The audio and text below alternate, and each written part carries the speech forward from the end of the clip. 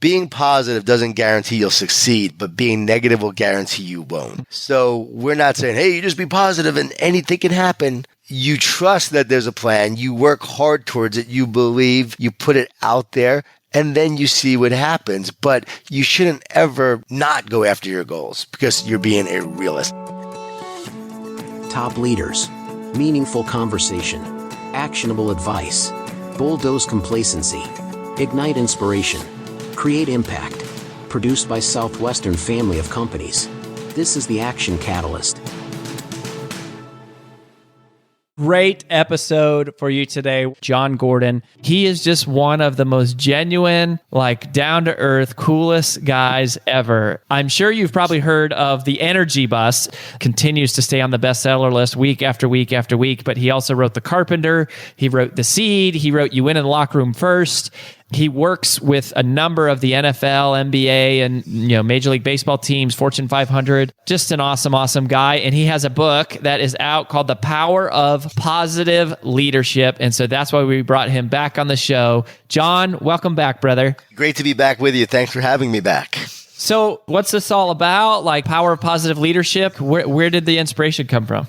So I wrote The Energy Bus in 2006. It came out in 2007, and I've been speaking on, the power of positive leadership. I've actually been giving these talks on The Energy Bus and leading with more optimism and belief and positivity and loving your passengers and building a great positive culture. And this book was really the culmination of all that I've learned working with businesses, working with sports teams, working with all these great leaders. I've had the opportunity to work with so many great leaders like Dabo Sweeney or Doug Conan at Campbell Soup and Southwest Airlines and Dell. And you get the opportunity to work with these great leaders. And I started to think about positive leaders are the ones who change the world. They're the ones who transform teams and organizations.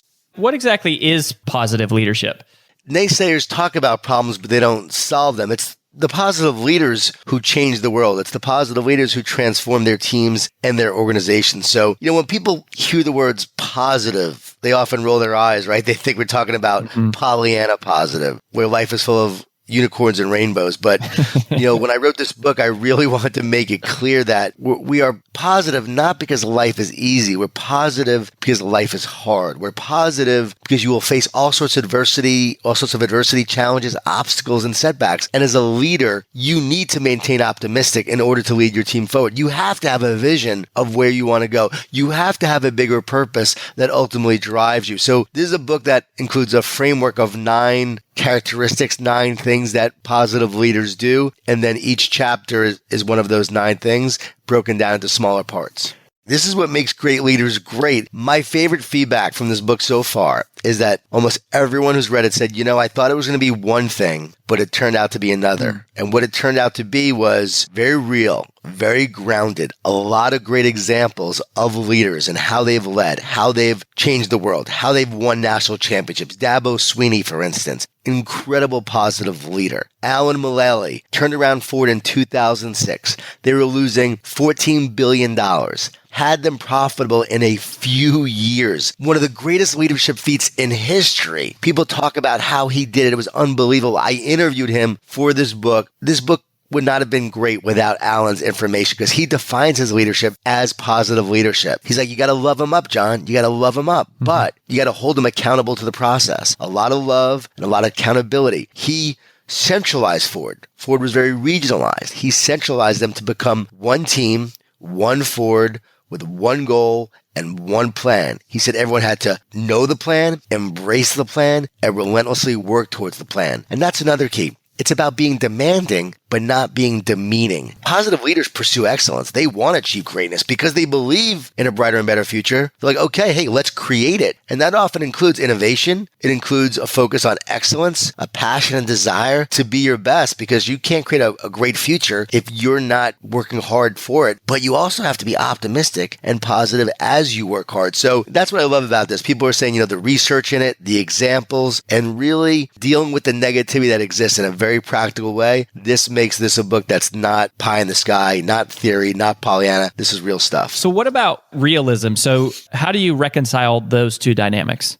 Well, you don't have to be an extrovert to be a positive leader. You can be an introvert first off. And I think it's important that we address that because people think positive leadership means you're bouncing off the walls, you're high energy. No, it's really from your essence of how you lead, the love you have, the passion you have from inside you. So it's not anything that you necessarily do, on the outside in an energetic or frenetic way. But there's something about positive leadership that says, I believe in a brighter and better future. So yes, these are challenges. We do address them in a realistic way. We confront the reality that exists. But because we're optimistic, because we're positive, we're finding ways and we're finding solutions to help be successful in the future. It's not pessimistic. It's not a complainer. If you're complaining, you're not leading. Complainers focus on problems. Positive leaders focus on solutions. So we have to understand too that it's all about, it's subjective. It's never objective. You talk about realism, people say, I'm just being a realist. I'm just being a realist. Sure. Well, yeah, you're being a realist, but guess what? Time and time again, Steve Jobs' team would say it was impossible to create the software, the hardware that he wanted created. They talked about this in his biography. They called it his reality distortion field. And time again, he would actually convince them they could do it. They said he distorted their reality from pessimism, or some would say realism, to optimism. And then time and time again, they accomplished the very thing that they thought was impossible because of his optimism. So leaders lead with this faith. They lead with belief.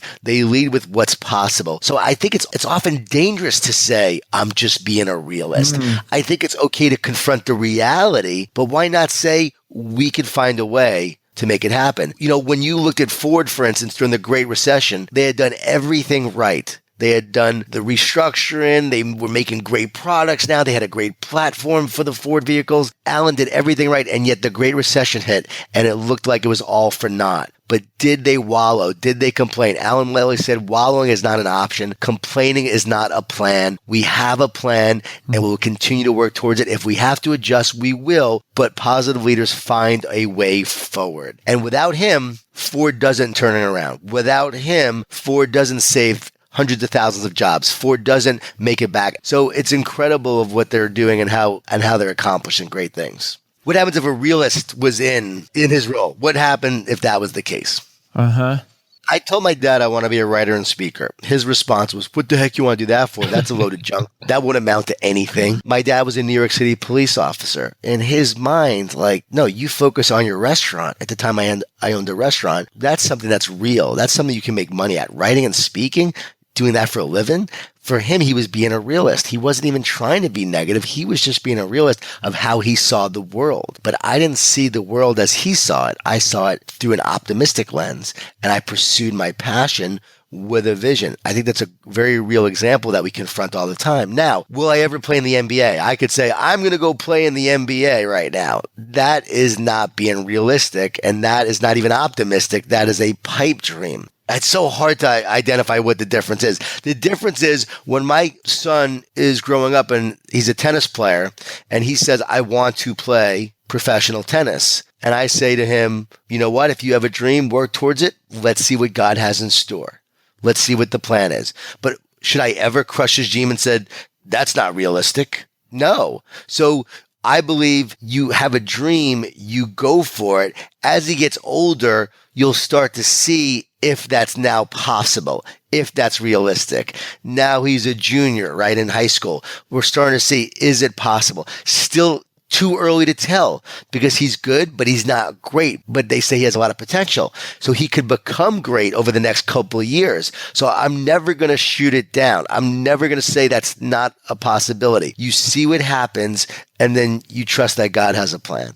Being positive doesn't guarantee you'll succeed, but being negative will guarantee you won't. So we're not saying, hey, you just be positive and anything can happen. No, I like what Max Lucado said. He said, you can't be everything or anything you want to be because you really can't, but you could be everything that ultimately God created you to be.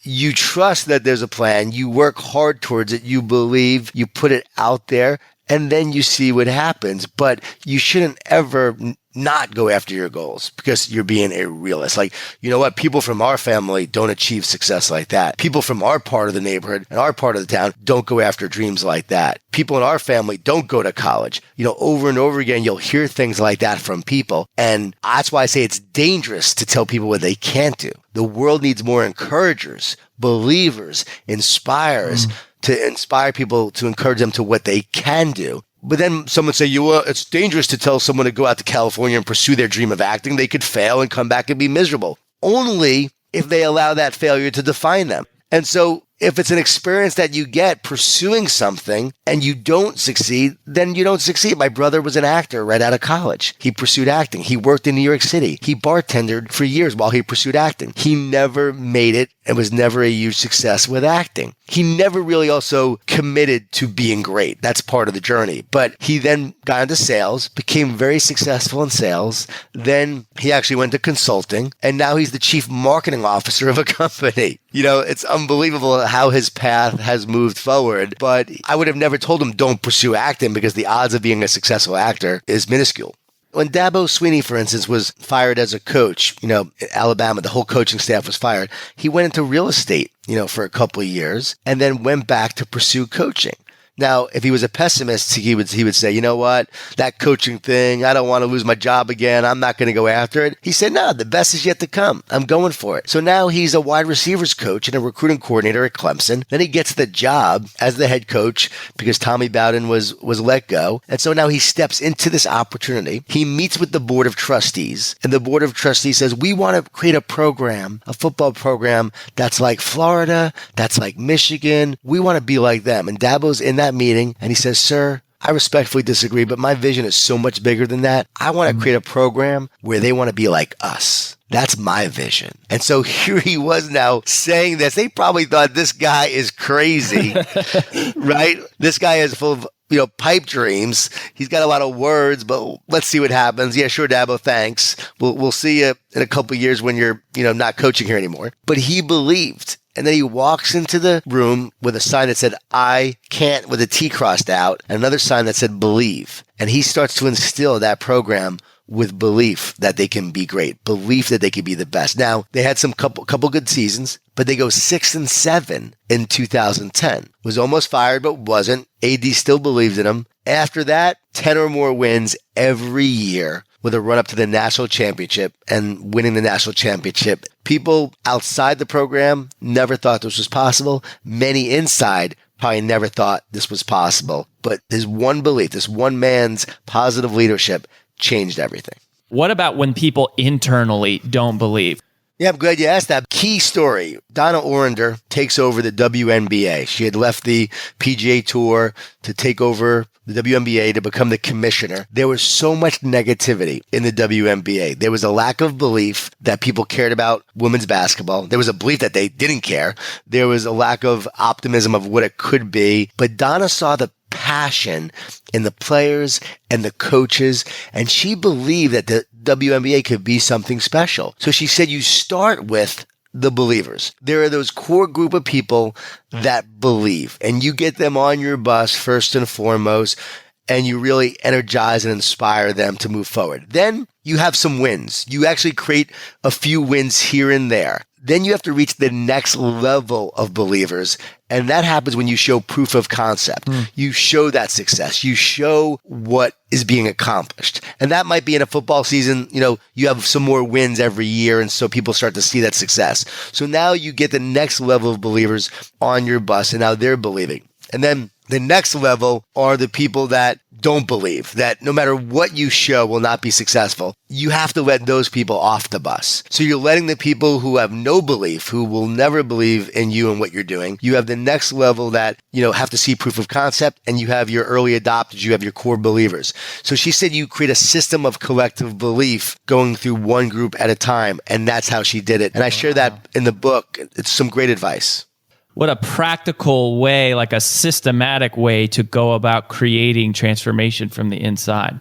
Right. And that's, a lot of times they talk about painting the building. Just by painting the building, by painting the shed, by painting the barn, people start to see improvements. So they actually start to get excited about what's happening. And you'll see that with businesses. Hey, we got this win here. Hey, we got this sale. Things are looking up. And so you do want to highlight the successes. You want to showcase the real successes. But it's really important that you address the negativity that exists, the lack of belief. When William Bratton was the police chief under Rudy Giuliani, and I wrote about this in the book as well, they said that crime couldn't be reduced in New York. Well, we know years later that he reduced it. He was asked how he did it. He said, well, I met with my 5 bureau chiefs one-on-one, and I asked them one question. Do you believe that crime could be reduced in your area? 3 said no. Wow. 2 said yes. He said, unfortunately, I had to fire 3 people that day. Why play the game if you don't believe you can win? So he hired the optimists, people who believed, and then set out on their plan. Now, you have to have a plan.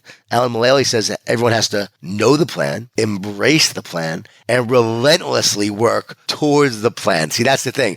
It's relentless optimism, relentless work towards a goal and plan that brings it to fruition.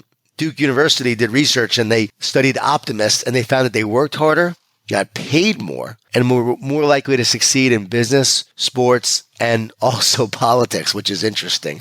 And what the researchers found was that the optimists, because they believed in a brighter and better future, they then actually worked harder to create it. It became a self-fulfilling prophecy. The researchers called it deluding, that they deluded themselves to working harder. I'm not a fan of that term, but because they worked harder, they then took the actions necessary and then created it. And so much of life is belief leads to action. Jon Gordon is who you're listening to, jongordon.com. Jon Gordon. Yes, yeah. Jon Gordon. No H. Man, Jon, just thanks for being a catalyst of this light in the world. Well, thanks. Appreciate it. If you enjoy this podcast, please make sure to subscribe.